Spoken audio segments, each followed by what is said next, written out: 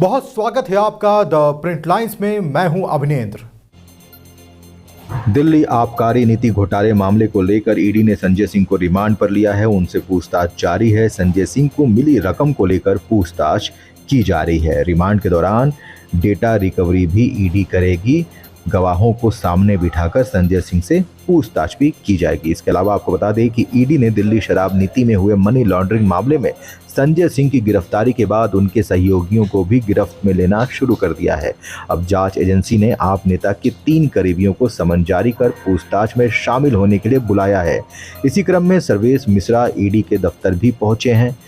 एक समाचार एजेंसी के अनुसार ईडी ने संजय सिंह के 3 सहयोगियों विवेक त्यागी, सर्वेश मिश्रा और कंवरवीर सिंह को पूछताछ के लिए तलब किया है।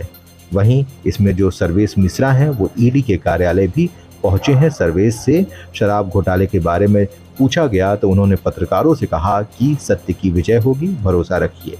वहीं मनीष सिसोदिया की जमानत का मामला सुप्रीम कोर्ट में है और सुप्रीम कोर्ट मनीष सिसोदिया की जमानत को लेकर ईडी से कई सवाल भी पूछे हैं। जी हां, सुप्रीम कोर्ट ने ईडी से गंभीर सवाल पूछे हैं, सबूतों को लेकर सवाल पूछे हैं। सुप्रीम कोर्ट ने ईडी से सवाल किया कि आप कह रहे हैं कि इस घोटाले का फायदा आम आदमी पार्टी को मिला, तो फिर उसे इस केस में पार्टी क्यों नहीं बनाया गया। जी हां, सुप्रीम कोर्ट ने ईडी से सवाल किया है कि अगर आम आदमी पार्टी शामिल है तो उसे पार्टी क्यों नहीं बनाया गया है।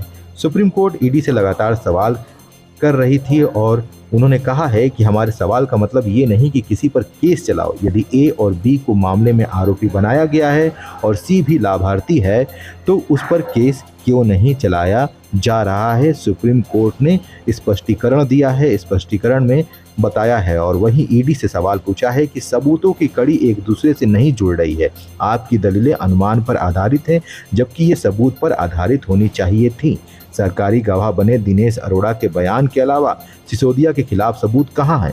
सिसोदिया को अगर पैसे मिले तो ये किसने दिए और उन तक कैसे पहुँचे। पैसे देने वाले बहुत सारे लोग हो सकते हैं, जरूरी नहीं है कि वो शराब घोटाले से जुड़ा हुआ ही व्यक्ति हो।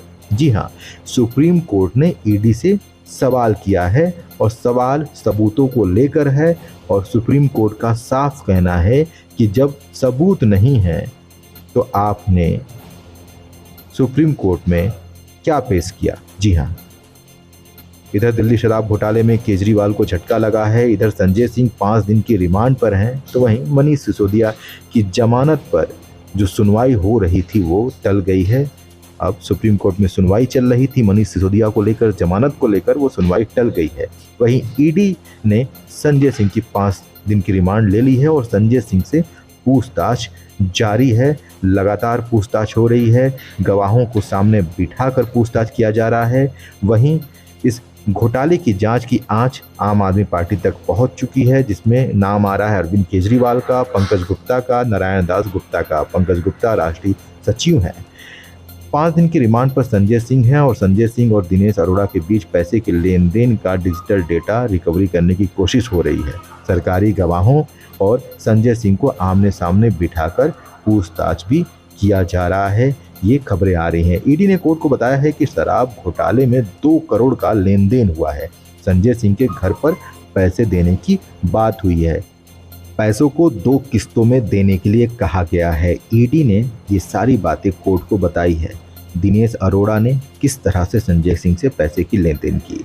बड़ा खुलासा ये है कि राउज एवेन्यू कोर्ट में दिनेश अरोड़ा की ओर से संजय सिंह को मिले पैसों के बारे में ईडी ने बताया। संजय सिंह के घर पर डिजिटल एविडेंस मिले हैं, ये ईडी का दावा है जो कोर्ट में ईडी ने कहा है।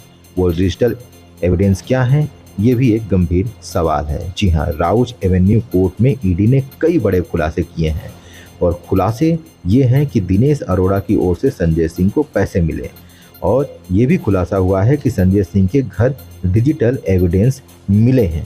वो डिजिटल एविडेंस क्या हैं, ये भी एक गंभीर सवाल है। ईडी ने कोर्ट में ये सारी चीज़ें बताई हैं और ये बड़ा खुलासा हुआ है। और इधर संजय सिंह से लगातार पूछताछ जारी है।